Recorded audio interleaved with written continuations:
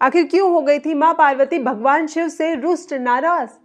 वह भी इतना नाराज हो गई कि जिन भगवान शिव को पाने के लिए माँ पार्वती ने इतनी कठिन तपस्या की, उन्हें माँ पार्वती ने बिना सोचे समझे श्राप दे दिया।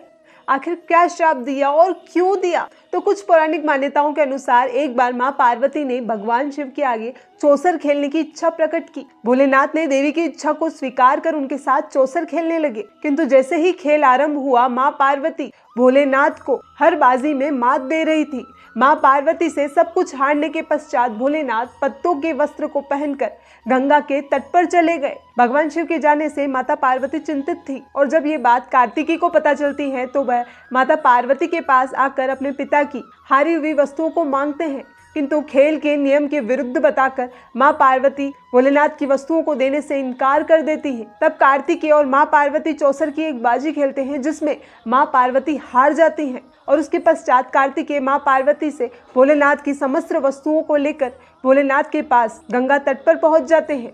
और वहीं जब भगवान गणेश को पता चलता है कि उनके पिता के जाने के कारण उनकी माता चिंतित है, तो वो अपने पिता को मनाने के लिए उनके पास गंगा तट पर पहुंच जाते हैं चौसर की बाजी खेलने। भगवान गणेश अपने पिता भोलेनाथ को चौसर के खेल में परास्त कर देते हैं। तब वे उनसे निवेदन करते हैं कि वे उनके साथ कैलाश पुनः लौट चले, किंतु भोलेनाथ इनकार कर देते हैं। तब ही रावण गणेश जी की सवारी मूषक को बिल्ली का रूप धारण कर डराकर भगा देता है। तभी भोलेनाथ गणेश जी से कहते हैं, यदि पार्वती मेरे साथ खेल खेलने को राजी हो जाए तो मैं कैलाश चलने के लिए तैयार हूँ। माँ पार्वती ने भोलेनाथ के प्रस्ताव को स्वीकार कर लिया, किंतु उनसे पूछा कि वे खेल में अपना सब कुछ तो हार चुके हैं, अब खेल में हारने के लिए उनके पास क्या है। तब नारद जी ने भोलेनाथ को अपनी वीणा दी और सबसे खास बात तो यह है कि भोलेनाथ की इच्छा से भगवान विष्णु ने इस खेल में पासे का रूप धारण किया था। क्योंकि भगवान विष्णु ने पासे का रूप धारण किया था तो भोलेनाथ अब माँ पार्वती से हर बाजी जीतने लगे और माँ पार्वती अपना सब कुछ हार गई।